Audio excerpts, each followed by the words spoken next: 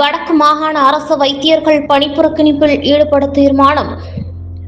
வடக்கு மாகாண அரசு வைத்தியசாலை வைத்தியர்கள் பணிப்புறக்கணிப்பில் ஈடுபட தீர்மானித்துள்ளதாக அரசு வைத்திய அதிகாரிகள் சங்கம் அறிவித்துள்ளது.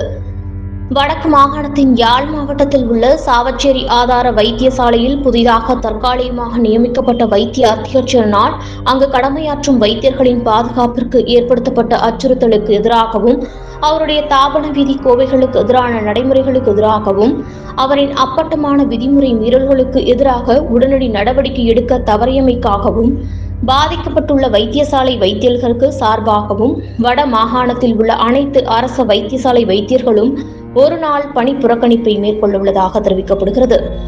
எனவே இதன் பிரகாரம் இன்று காலை 8 மணியிலிருந்து நாளை காலை 8 மணி வரை வைத்தியர்கள் உயிர்காக்கும் அவசர சிகிச்சைகளில் மாத்திரமே ஈடுபடுவர் என அரச வைத்திய அதிகாரிகள் சங்கம் தெரிவித்துள்ளது.